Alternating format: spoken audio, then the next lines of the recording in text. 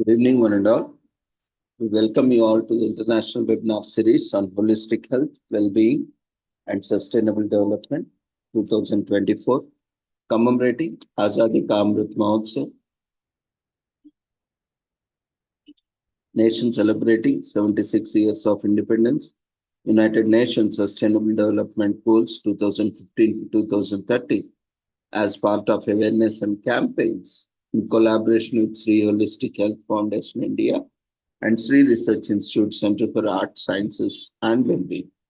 Before we start our sessions, let's take the blessings of Almighty.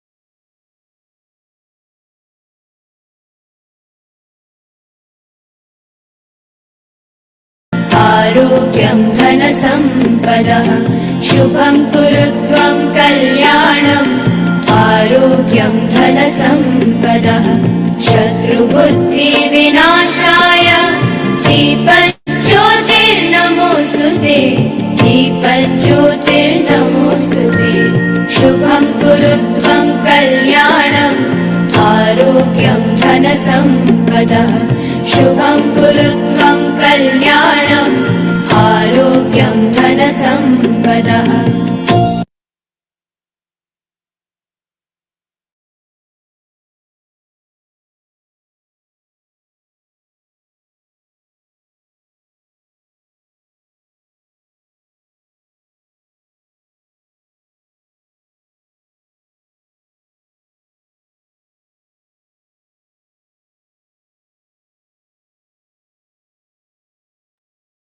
With the blessings of Almighty, we shall continue with today's commemorations.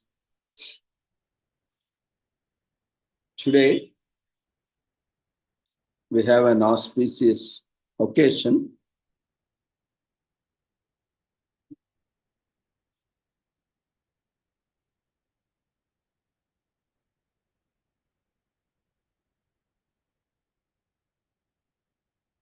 That is consecration ceremony, that is Prana Pratishtha of Ram Lalla,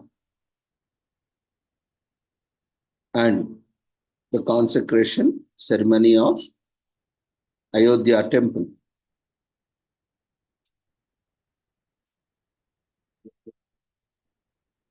We have seen our country has been invaded by various nations.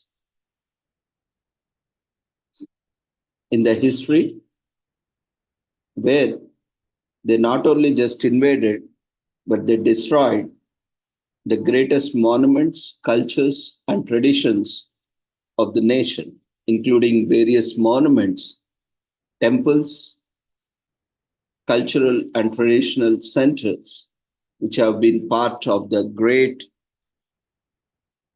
traditional, ancient culture and knowledge systems. Today is an attempt to reclaim the lost glory and also to restore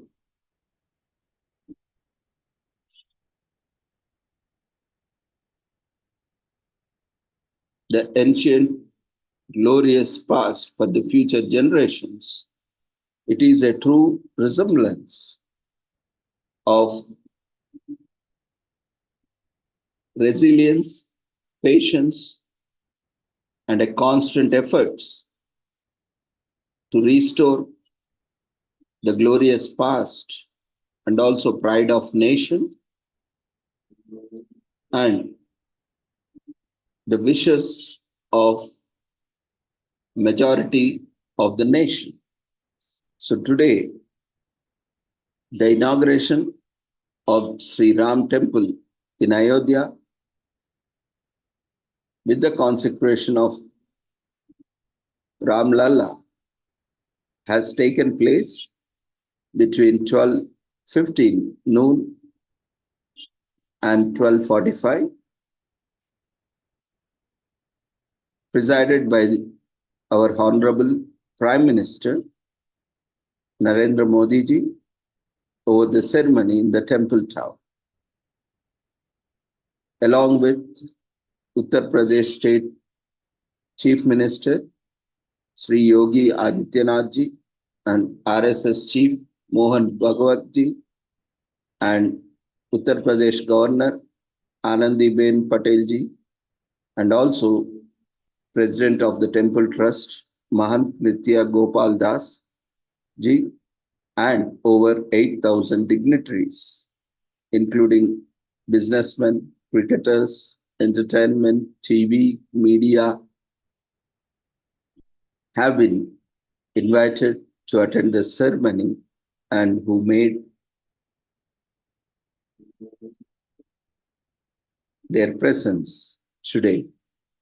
When we look at the brief history of what has happened in the past, we have seen many non-resilient, intolerant invasions and intolerant rulers who destroyed various monuments, temples across India as part of their reign and invasion, has destroyed various ancient temples. And one such temple is the Ram temple at Ayodhya. The temple was demolished by Mughal ruler Barbar General Birbaki to make a way for construction of mosque after raising a temple at Ram's birthplace in Ayodhya's Ram Fort. This kind of act, where it clearly shows the intolerance, has created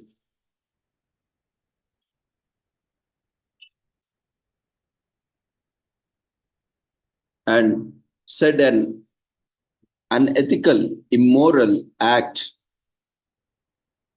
towards religious intolerance. And this dispute continued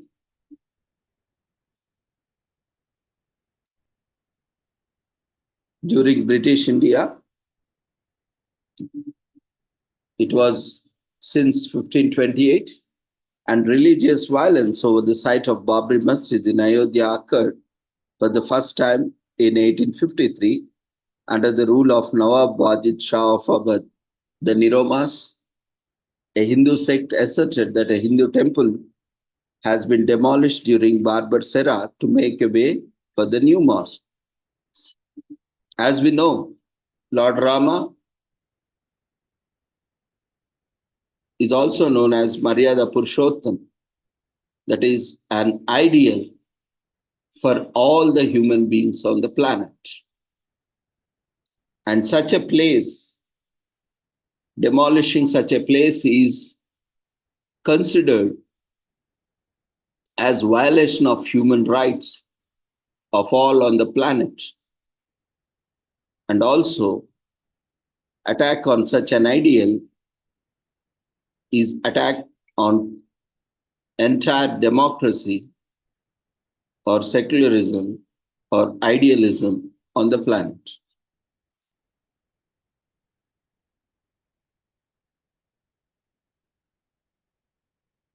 Six years later, the Britishers installed a fence to partition the site into two sections where Muslims were granted permission to pray within the mosque, with the outer court were designated for the Hindu use. In 1885, Mahant Raghubir Das submitted a request to the Faizabad District Court seeking approval to construct a canopy on the Ramachandra on a raised platform situated outside the mosque where the temple used to exist. But the plea was denied. Even a proposal was sent to the community for shifting of the mosque to other place so that the temple, which is the birthplace of Lord Rama, which has a significant importance for the majority of the nation, has been declined by the community leaders at that time.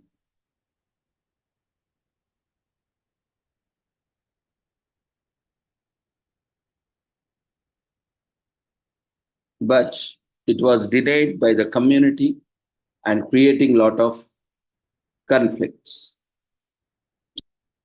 And in the process of construction and various activities, idol of Lord Ram surfaces inside the Babri Masjid, which was constructed on the demolished Ram temple. Gopal Singh Visharat filed a petition before a Faizabad court to worship the deity.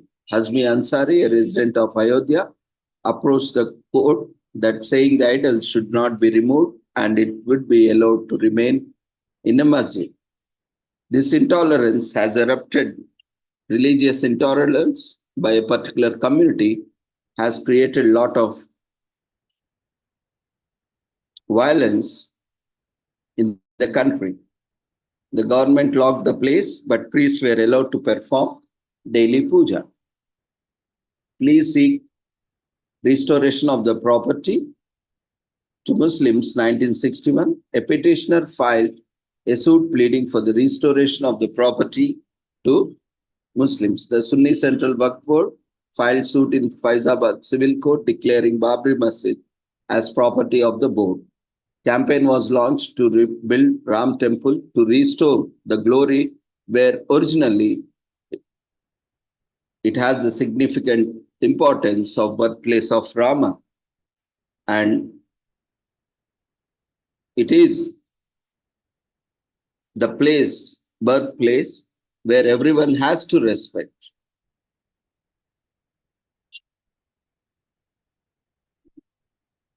And a committee led by Vishwa Hindu Parishad Party, VHP, was established with the objective of liberating the birthplace of Lord Ram and constructing a temple in his honor. Ayodhya court orders mosque to be opened for Hindus to offer prayers for the Lord Rama in 1986, where the Lord Rama idol was situated.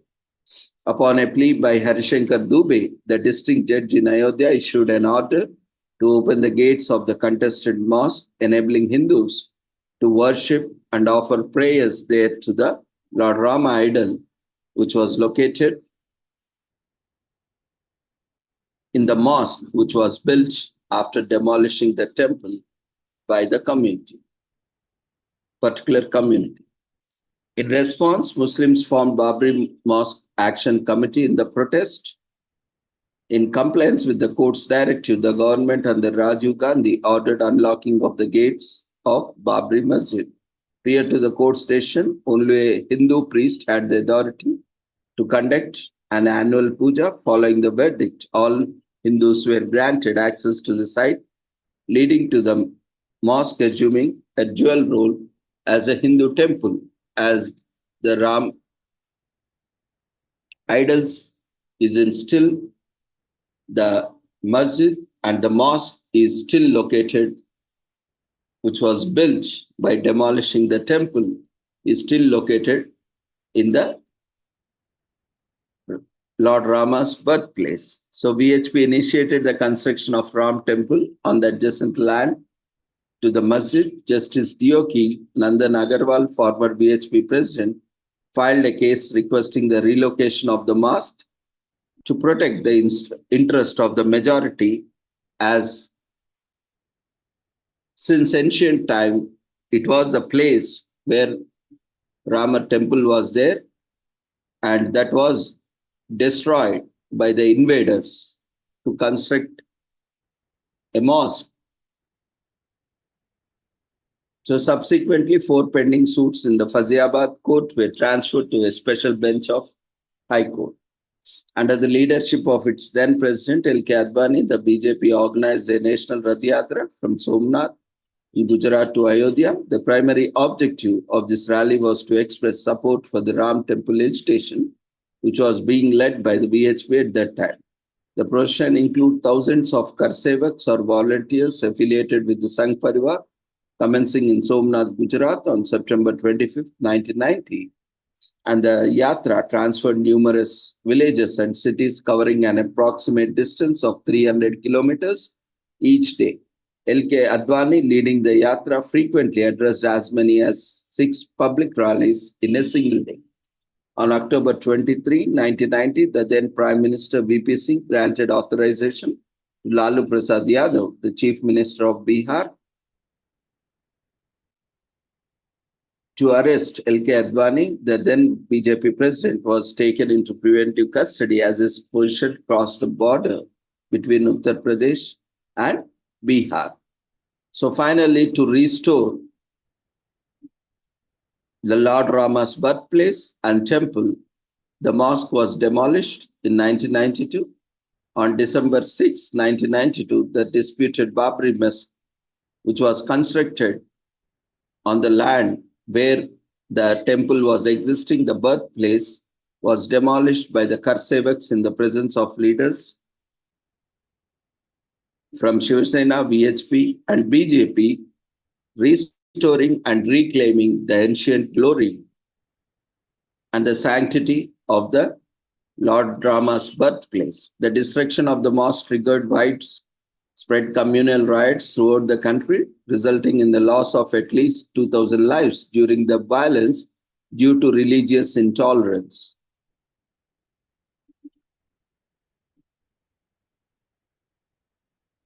Instead of having peace and harmony and promoting harmony,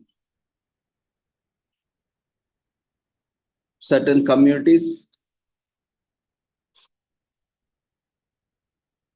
were reported in engaging violence, and Godhra train fire and Gujarat riots were also seen in 2022.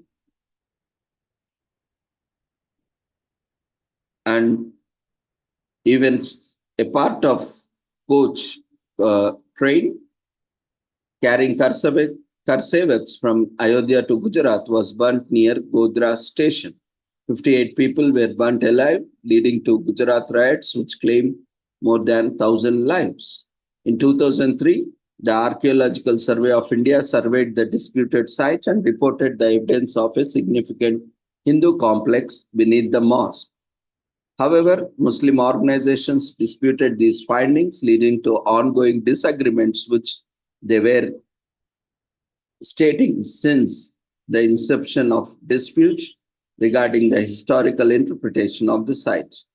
Allahabad High Court divides the dispute site in 3 parts. In 2010, delivered its judgment on the 4 title suits about the dispute. The High Court ruled that the dispute land should be divided into 3 parts, 1/3 allocated to Ram Lalla, represented by the Hindu Mahasabha, 1/3 to the Islamic Waqf Board, and the remaining to the Nirmohi Akara. Subsequently, in December, both the Akhil Bharatiya Hindu Mahasabha and the Sunni Waqf Board approached the Supreme Court, challenging the High Court's decision.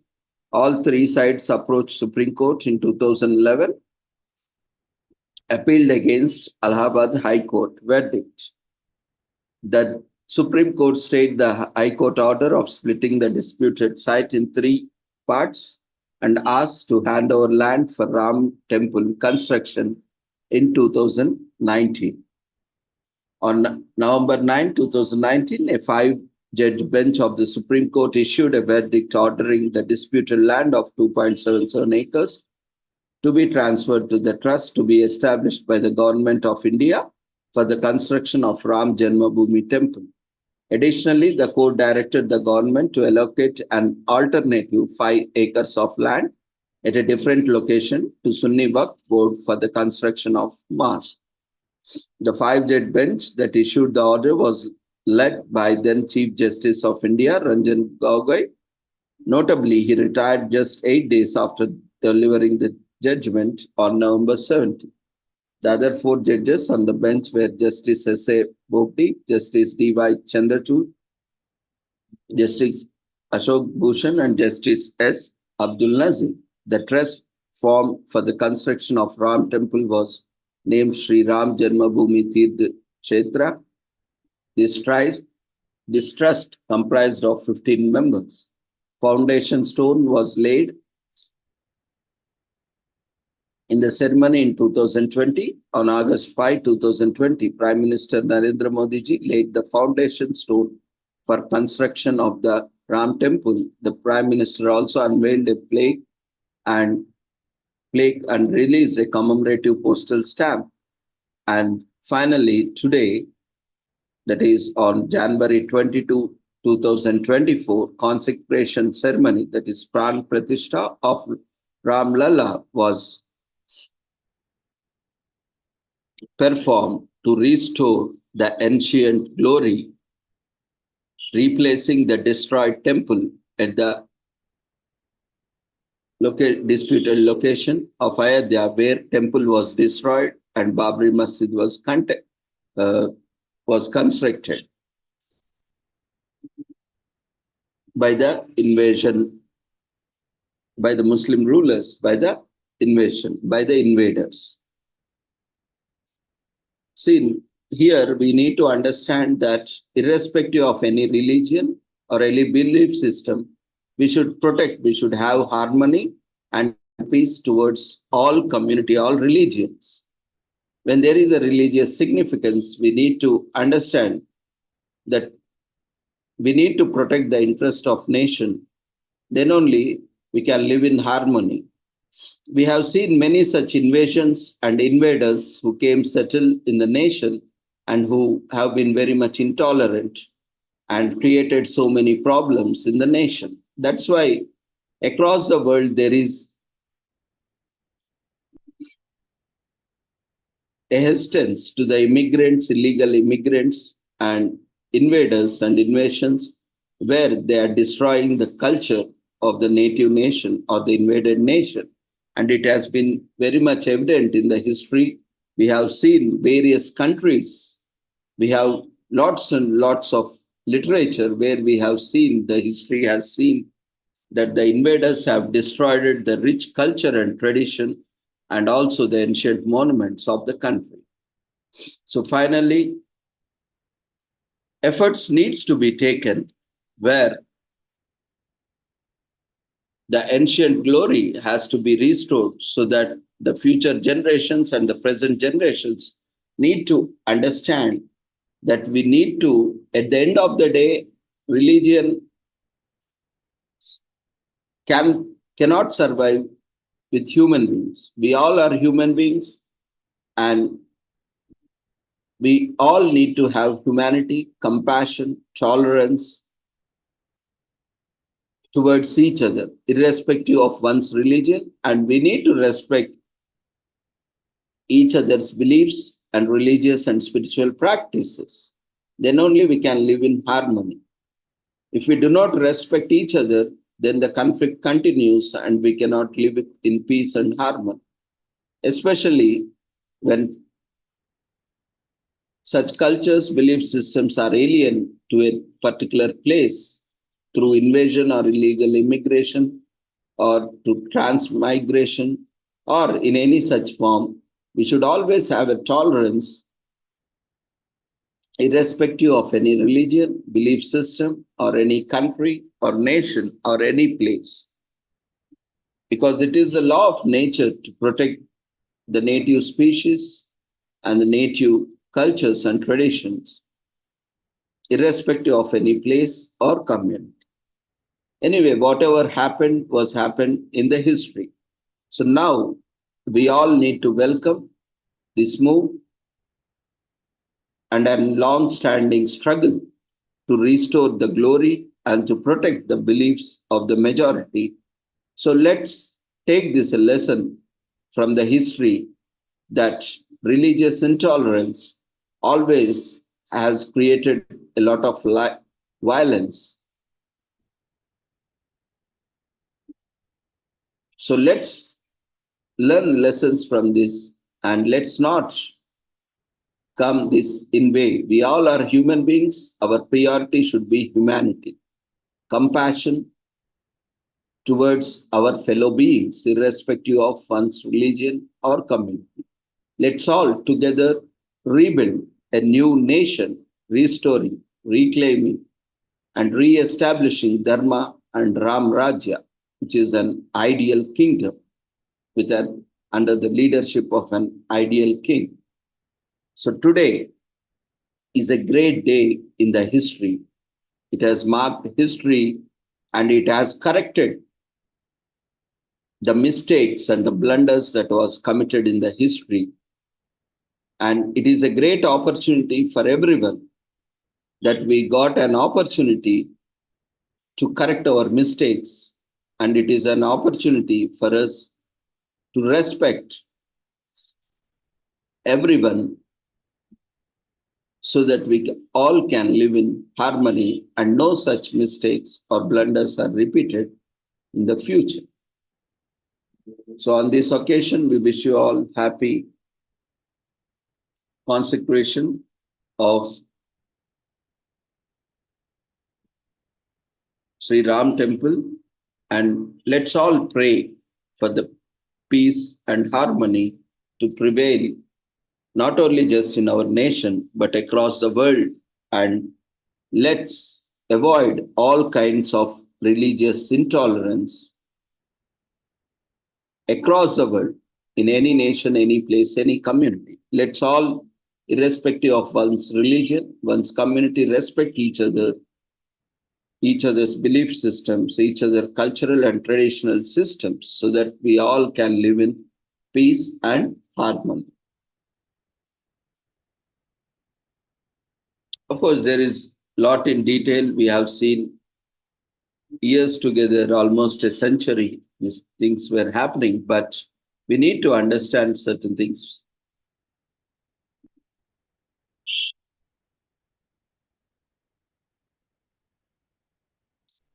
So we'll move on to other commemorations. Today is also commemorated as Community Manager Appreciation Day in US. It is celebrated annually on the fourth Monday of January. It was created by Jeremiah Owen in 2010 as a way to recognize the efforts of community managers globally. The life of a community manager is a hectic one, endless monitoring, conversion after conversation, and non-stop content creation. There was a saying, social media never sleeps and neither do community managers. That's why on this day, we celebrate community managers and vendors in the social media marketplace, post blogs in appreciation of their hard work and dedication. So community manager is a relatively new team. The earliest recognized origin of the role itself only dates back to 1990s. Originally referred to as SysCops, the role began as online systems, first offered features and functions that allowed for community creation. SysOps were responsible for operating the bulletin board in the software systems and effectively the growth of mainstream online computer services like Prodigy and America Online. These communities took on many names, but largely were identified as special interest groups. Their leaders were often referred to as community leaders. Each network has a purpose, and it is the community manager's job to maintain focus. As online communities have developed, so the responsibilities of the community manager. They are responsible for the branded online communities, online research communities, corporate blog, social media marketing, and research activities. Today, the demand has expanded to even wider variety of responsibilities and skill sets, including product support and development, PR and customer support, and all while maintaining open communications between the developer and company.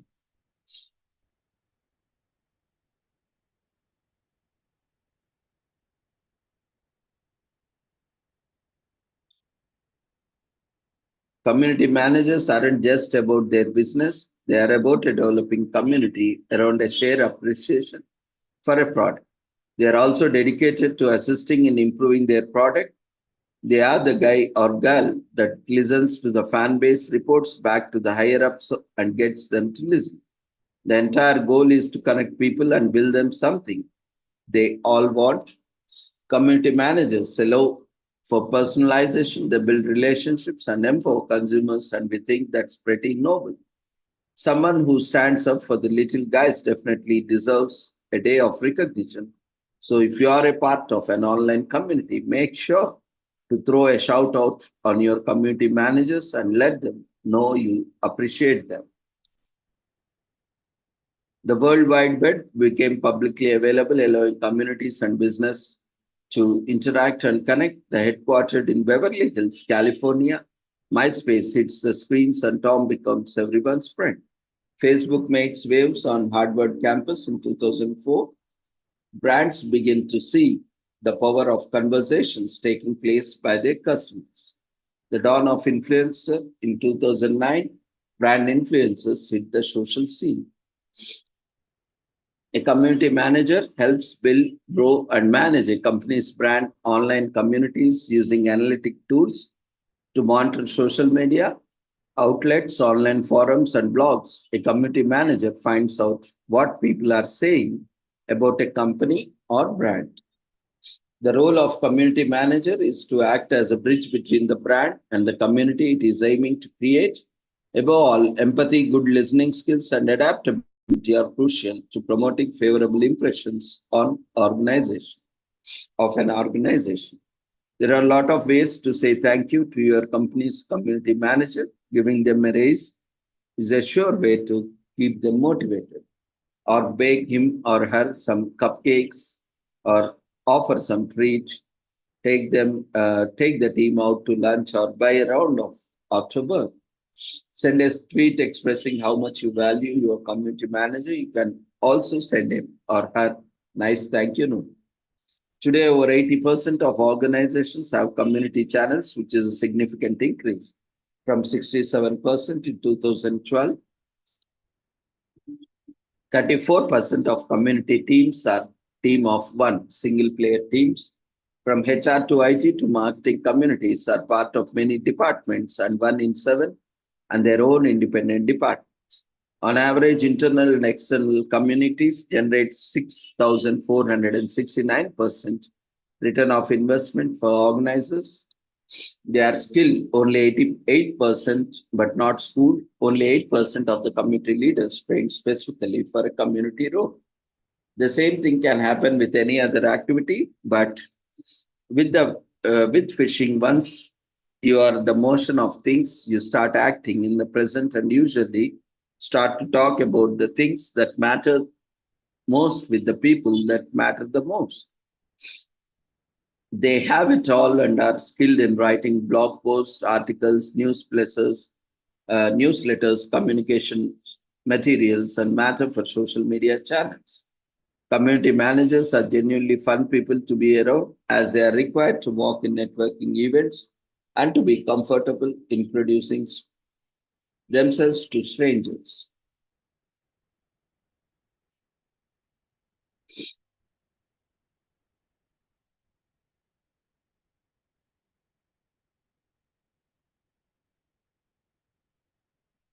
Today is also commemorated as Roe vs. Wade Day in US, which is the anniversary of the court case that gave women agency over their bodies. The US Supreme Court made a ruling that legalized abortion throughout the country, with variations from state to state depending on the length of the pregnancy.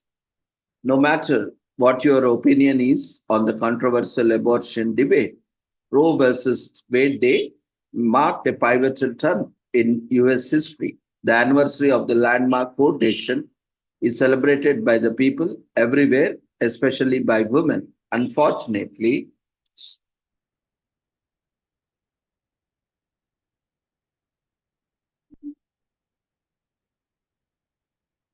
on Friday, June 24th, the US Supreme Court overturned Roe versus Wade, the landmark piece of legislation that made access to abortion a federal right in the United States. The decision dismantled 50 years of legal protection that paved way for the individual states to curtail, ban abortion rights, or outright ban abortion rights.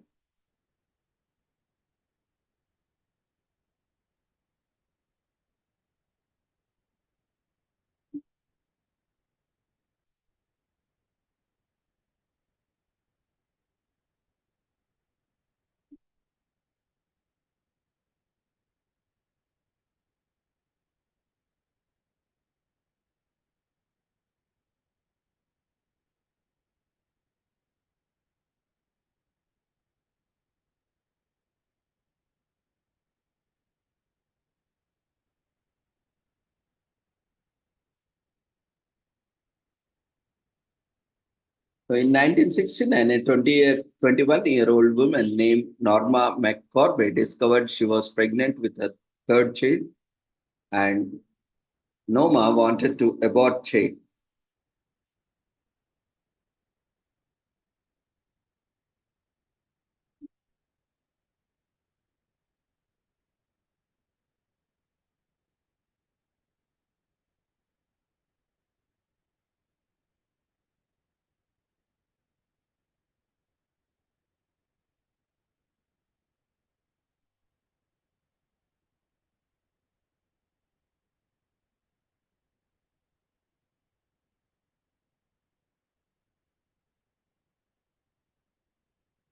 But faced difficulties due to Texas laws. At first, she wanted to follow the advice of some friends who told her to claim the pregnancy was a result of rape, believing that Texas laws allowed abortion in cases of rape. However, at that time, Texas laws only allowed abortions if it could save the life of the mother. She also attempted to get an illegal abortion, but the facility had been closed down by the police. The frustrations Norma faced are reminiscent of the lack of agency women had over the bodies before the Roe versus Wade case, where women had to lie or break the law to have a choice in whether to keep an unwanted baby.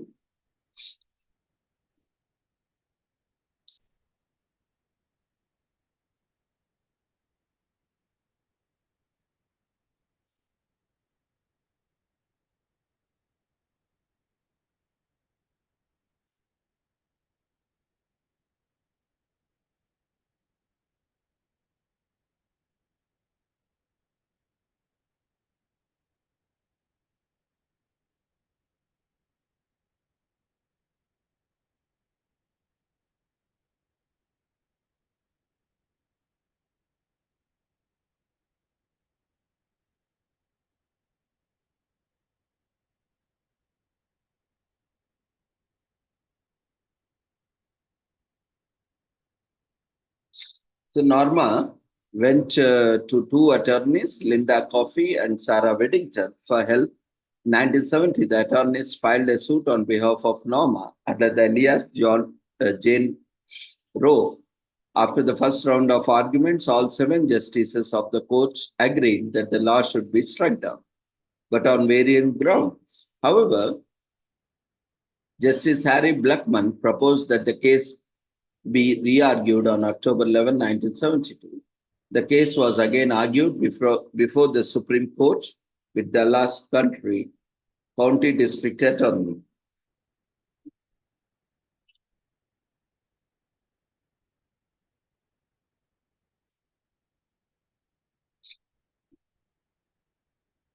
Henry Wade, as a defendant on January 22, 1973, the Supreme Court issued a decision holding that women in the US had a right to choose whether to have abortions without excessive government restriction.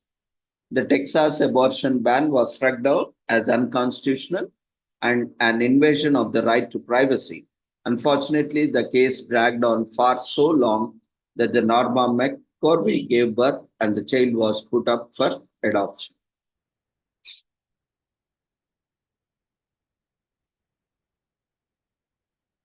Today is also commemorated as Wellington anniversary in New Zealand. Wellington is known as the culinary capital of the New Zealand, and that is just a little of what province has to offer in its entirety, from its rich culture to its great friendly people. The history of many modern societies is one of the explorations by the ancestors of such society.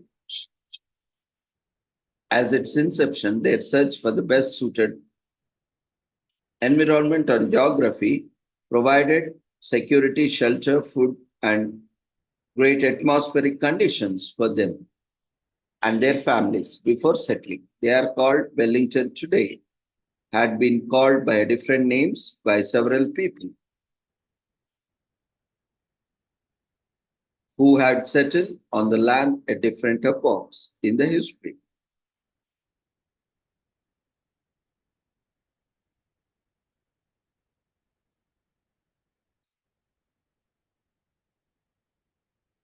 It is believed that the Maori people were the first settlers and they named the place to Upko O Te Ika A Mau, meaning the head of the mouse fish. In the 10th century AD, Cook came into the land as the first explorer. After that was Tara, who named the islands after his name, the great harbor of Tara. The arrival of first European settlers and subsequent colonization of the lands that constituted Wellington today is marked on the Wellington Anniversary Day.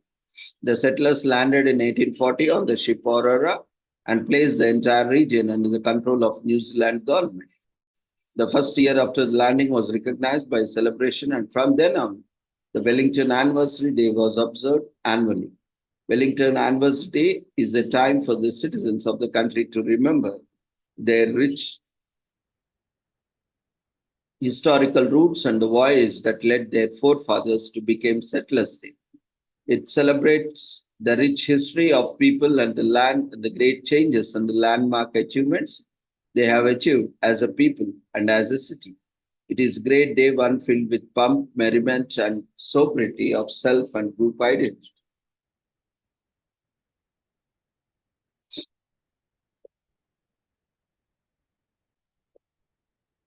Today is also commemorated as Plurinational State Foundation Day in Bolivia, also called as Dia del Estado Plurinacional in Spanish. This day pays tribute to the nation's new name, also known as Plurinational State of Bolivia, and the adoption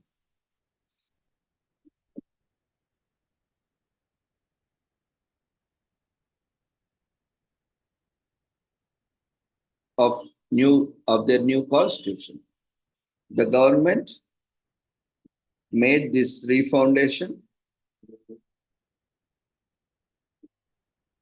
move to recognize Bolivia's indigenous population and grant them better representation in the country's political and spiritual spheres. Bolivia has been a multicultural land for centuries, and its indigenous peoples have suffered marginalization,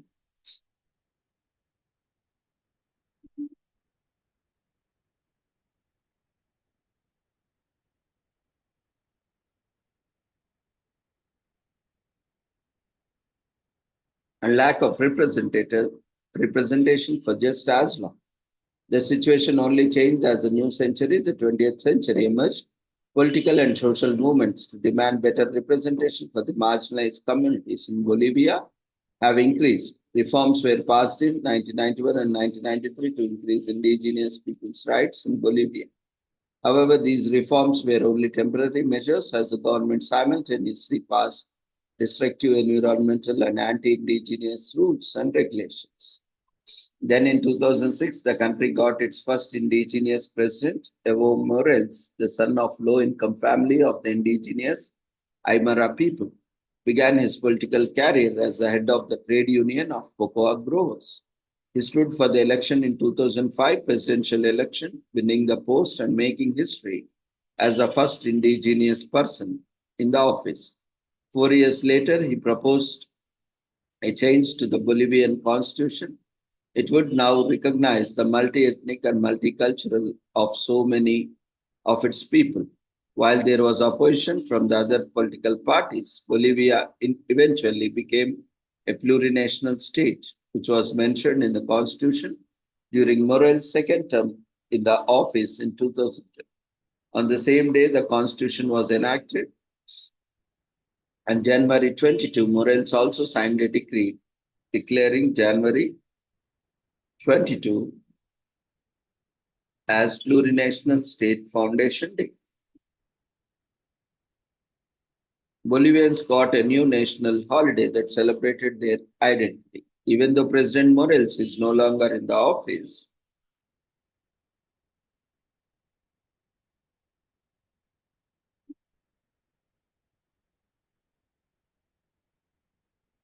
the Plurinational State Foundation Day and everything it stands related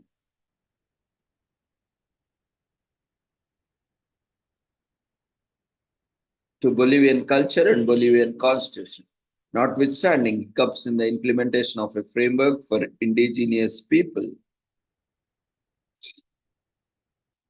the addition of every ethnicity and culture into the mainstream has only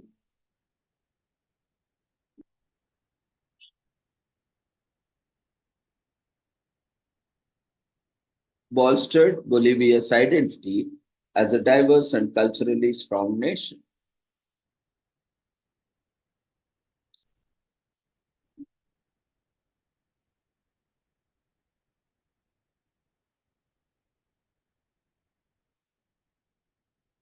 Today is also commemorated as coming from the cold day in US. So the phrase coming from the cold means to warm yourself by coming inside and warming your body up to be it by fire or warm drink. While there are numerous fun and adventurous activities that take place during winters like snowboarding, skiing, ice skating, or snowman building, one of the most satisfying must be come inside after all that activity and get warm. We can see this encourages us to come inside out of the cold, sip a hot drink, and relax in front of fire or heater. With the current changes in the climate, there have been more and more days where it has been below average temperatures recorded. We have seen some of the coldest days and most snowfall recorded in years recently.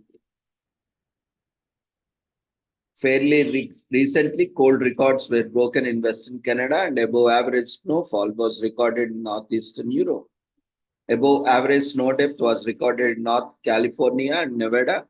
The cold snaps can become more frequent and more potent as our weather patterns change. We have seen various areas from China to Texas suffer gravely from blizzard conditions, inadequate heating, and failing energy systems. These cold snaps are cropping up in places that do not usually experience this extreme weather.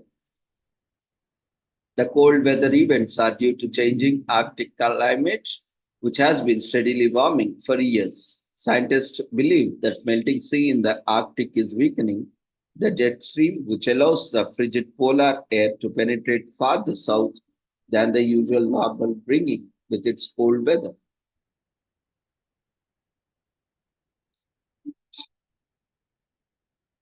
Today is also commemorated as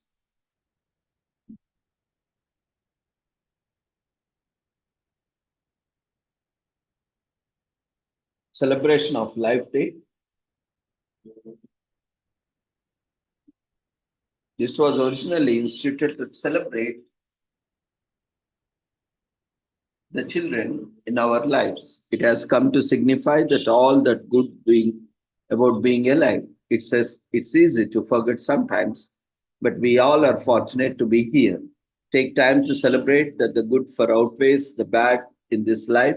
It all starts with gratitude and appreciation for where you have right now. Whether you hope your dreams take you, every life is precious, individual, and a huge gift.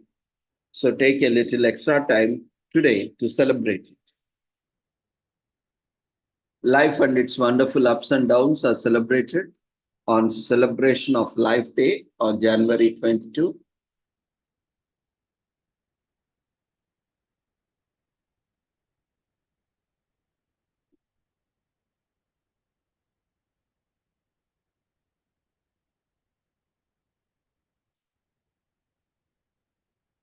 Though Ronald Reagan originally established the day to send an anti abortion message, the celebration of Life Day has come to be a day to celebrate both the lives of children and ourselves. Celebration of Life Day was originally called National Sanctity of Human Life Day and was proclaimed in January 1984 by Ronald Reagan.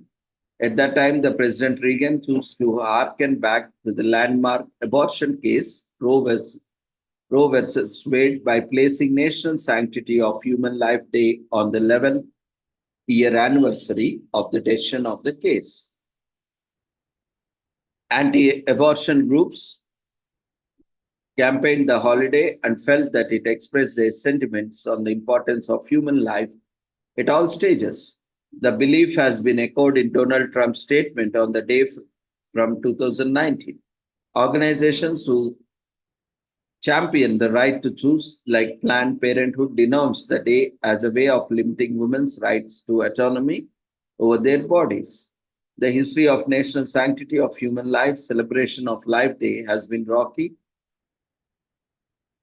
Though both Bush presidencies constituted the holiday, it was discontinued for 80 years under the President Bill Clinton. Donald Trump has continued the holiday throughout his presidency as well, and some churches have even marked it as a holy day of their calendars. The holiday routinely falls on a Sunday for this religious season, although only in 2018 Donald Trump proclaimed it to be celebrated on Monday.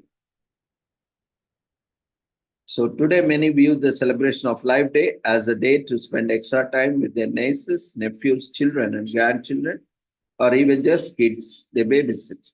Every human life is precious, and today is the day to remind ourselves we all are lucky to be here and lead the lives we do. Despite our individual and group challenges, there is always good to be found and gratitude to be shown. And what better day to find positive than celebration of Life Day?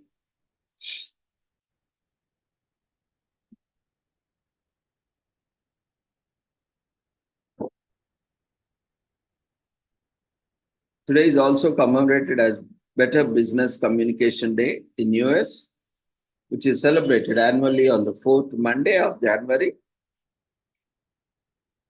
Throughout its history, the point has been acknowledged the efforts of those people who communicate effectively. This means that their concise, clear to the point communication accomplished its intended purpose, unlike many other made up holidays which serve little or no purpose. This Better Business Communication Day serves a greater purpose, which is to make communication effective so that losses that incur can be minimized. The general aim of celebrating this day is to focus on improving communication at a personal and business level so that one can exercise better decision making. There is no trace of when Better Business Communication Day began as a holiday. This point is to figure out when better improved business communication became essential for good business practices. Since the earliest of times, we know that languages were invented to make common possible, but even before the people used body and sign language to convey their messages. The pharaohs of ancient Egypt used the first courier system in 2400 BC, using pigeons and people to deliver their messages all across the state. Privately hired pedigreed pigeons have been used for the hundreds of years to deliver messages to faraway areas. Meanwhile, in the 17th century, the first ever system of the Royal Mail began in the UK, with a similar system being incorporated in the US in the 18th century. With the advancements in science and technology, ways of communication became more instantaneous and easy. More rapid communication meant the business and people living in distant areas could be contacted and business could expand. Today, when every form of communication is extremely easy, business still finds themselves at a loss for effective communication, which has resulted in significant losses for them. Hence, the purpose and goal of observing better business communication day are not focus on the means of observing better business communication day and not to focus on the means of observing better business communication day.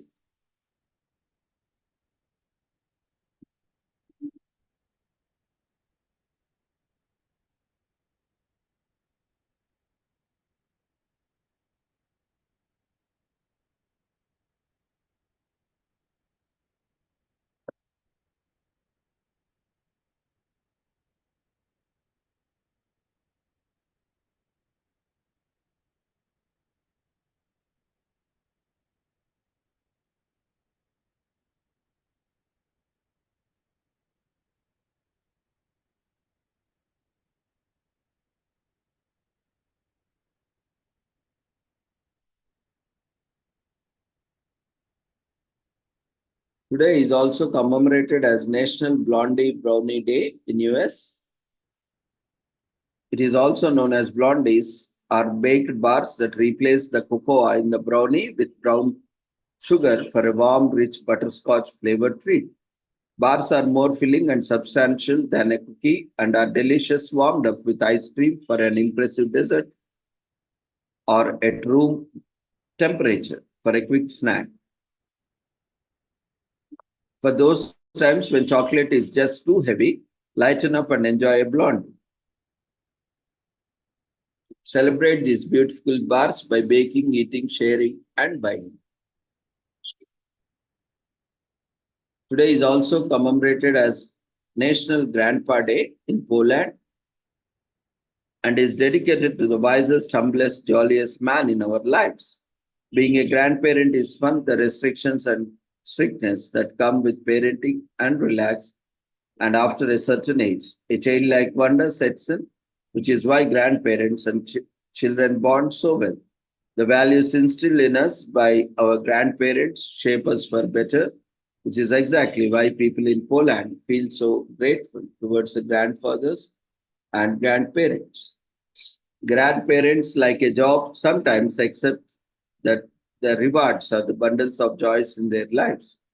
Grandchildren, grandparents frequently watch after their grandchildren while their parents are at work. While most countries commemorate both grandfathers and grandparents on the same day, certain countries, such as Poland, have separate holidays for grandfathers and grandmothers. Grandparents are always there for us.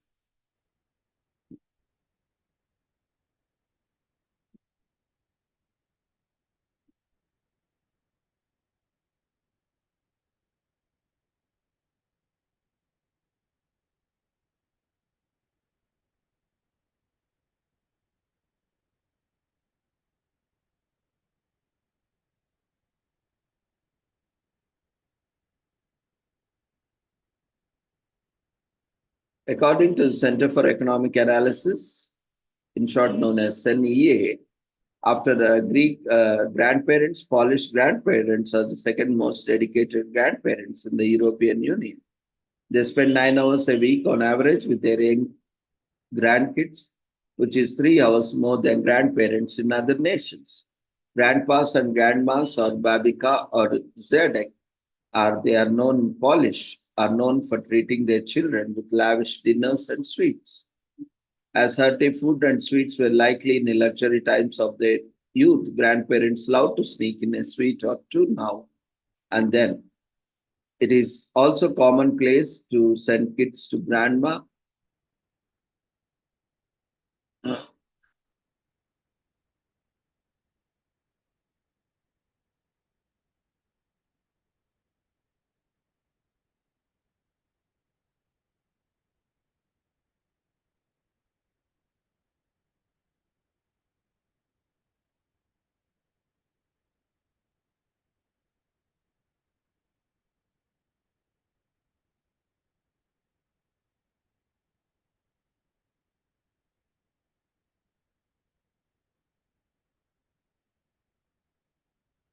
Today is also commemorated as National Hot Sauce Day in US. Some people can't live without hot sauce made from chili peppers and other ingredients. Spicy sauce lovers also put on everything from eggs to sandwiches. So National Hot Sauce Day on January 22nd is an excellent opportunity to show your appreciation for your favorite hot sauce. They come in variety of styles, usually based on regionally available ingredients. They are also a staple in the culinary cultures of many countries throughout the world.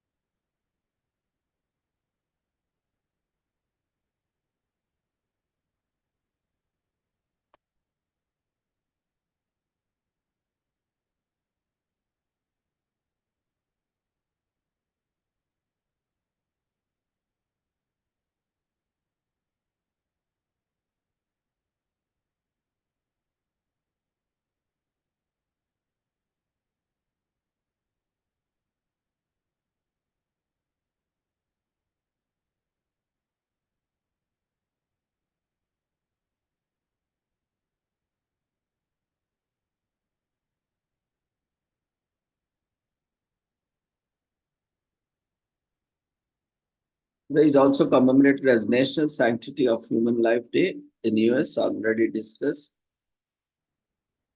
And today is also commemorated as Answer Your Cat's Questions Day in US.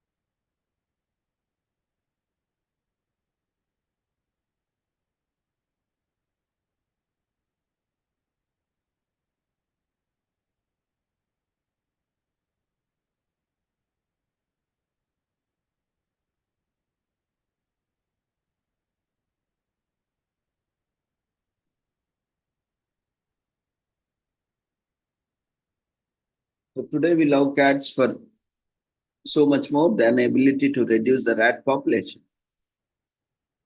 So much so that we dedicate a whole day just to pondering what each meow and purr might mean. By 1993, cats outnumbered dogs as the most popular house pets in the nation, and they appreciated today for the curiosity, independence, intelligence, and for all their many, many questions.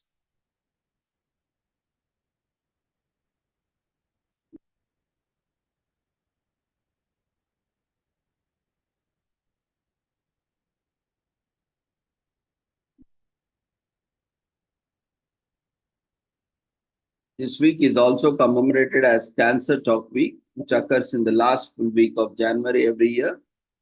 This year, it falls from January 22 to 26. Macmillan Cancer Support, a national charity, offers help and useful resources to people affected by cancer through the annual Cancer Talk Week.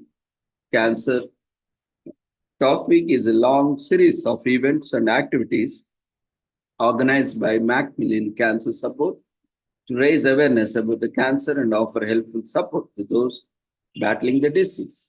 During the week, the organization uses different programs to educate the public, especially schools and students, on how to get involved in raising awareness, talking to others, and offering support to those dealing with illness. Cancer Talk Week is an annual event sponsored by Macmillan Cancer Support, a charity organization in the UK.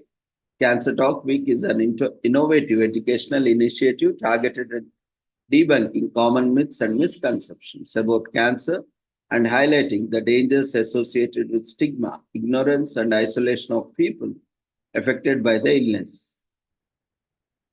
So, essentially, the charity organization focuses on creating awareness about the pains and challenges of young people and pupils, teachers, and parents affected by the cancer, and many useful ways to help them overcome the illness.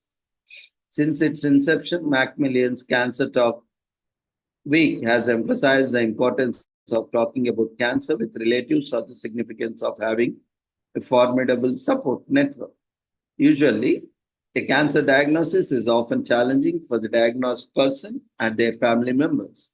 Hence, Cancer Talk Week acknowledges the importance of supporting family members and encourages them to speak out about these challenges and get help when they need it.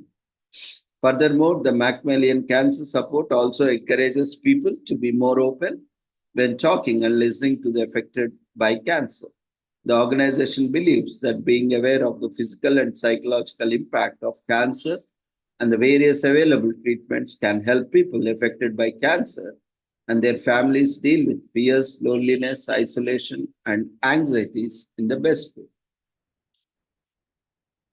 Macmillan also offers face to face support through their nurses' information centers and support groups, as well as online and telephone support channels. And charity aims to be there for everyone who asks for help when they are affected by cancer, a goal it believes will go a long way to help them deal with challenges better.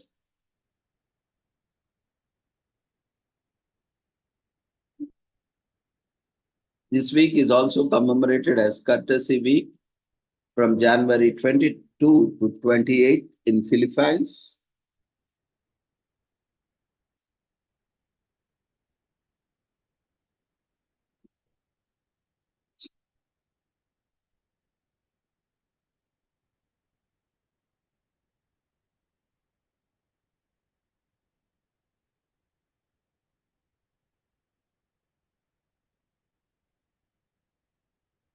Courtesy Week is observed in the fourth week of January in the Philippines, and we are excited to share this day with you by sending our warmest greetings. This year it is celebrated from January 22nd to 28th, an annual occasion. Courtesy Week emphasizes the importance of courtesy and respect in the interaction between government and employees and the general public. The term courtesy originated in 12th century from the word courtesis, meaning gentle politeness and courtly manners. In Europe during the Middle Ages, and good manners and amiability, usually in the form of ethical social behavior, were expected. In 1965, a proclamation by the President of the Philippines, Diosdado Macpagal, on September 66, changed the date for the observance of Courtesy Week from the second week of October to the fourth week of January. According to the President, since Courtesy Week encourages more courteousness and dedicated service among government employees, it is more appropriate to celebrate the occasion early in the year to emphasize the need for government employees to exercise courtesy in their dealings with the general public. So the 1965 proclamation number 449 was made in the capital city of Manila. home to over 1.7 Filipinos in recent years. Manila is a bayside city on the island of Luzon, the largest island in the Philippines, and comprises 16 administrative districts. It features tourist attractions such as 16th century San Agustin Church and Fort Santiago, which is storied citadel and former military prison. Fort Santiago at the Intramuras, a walled area at the heart of the old Manila.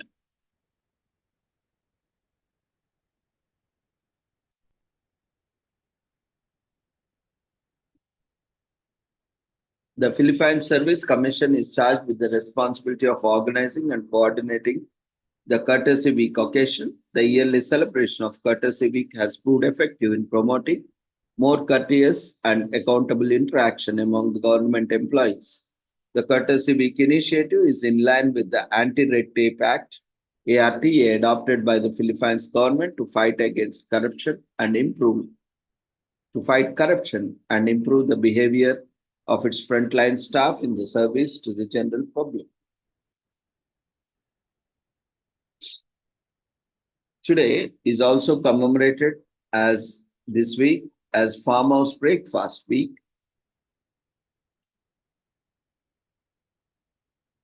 In UK,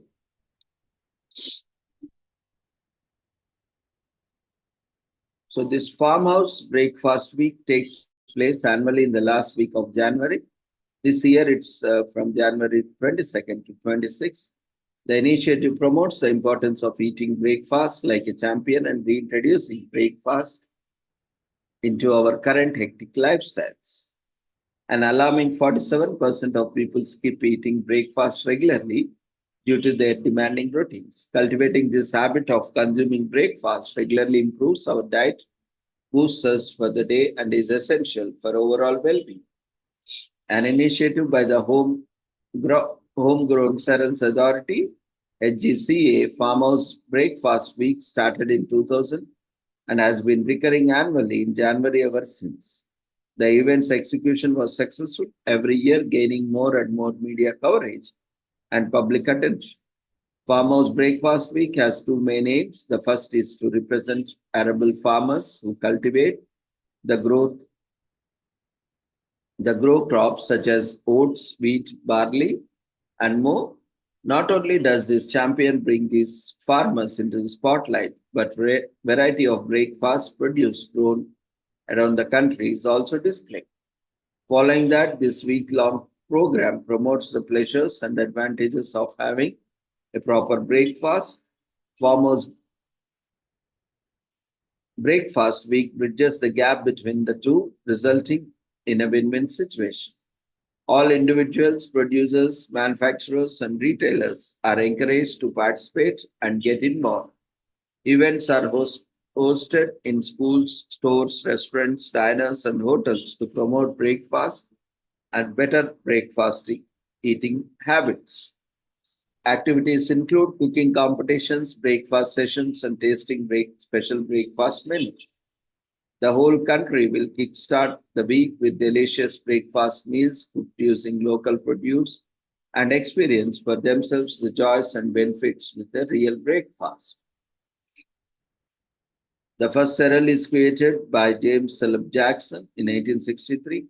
The Farmhouse Breakfast Week campaign is launched by HGC in 2000. Over 1,000 promotions and events take place for Farmer House Breakfast Week in 2012. Amid pandemic restrictions, Farmers Breakfast Week celebrations are taken indoors.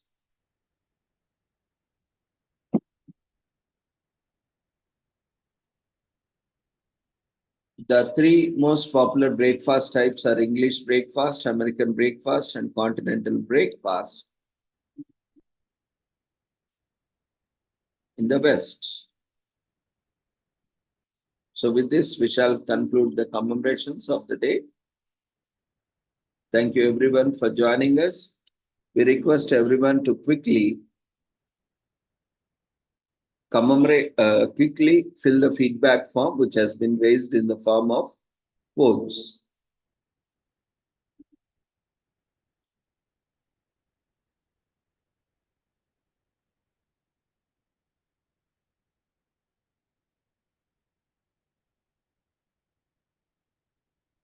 So see you all tomorrow.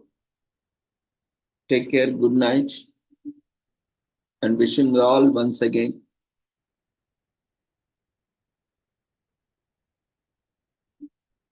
happy Ayodhya Temple Consecration Day and Prana Pratishtha Day. And may all be blessed by Lord Rama, Sita, Goddess Sita, and Lakshmana and Hanuma. And let these grace and blessings on all of us establish, re-establish Dharma and Ram Rajya. So with this, we shall conclude today's session. Take care.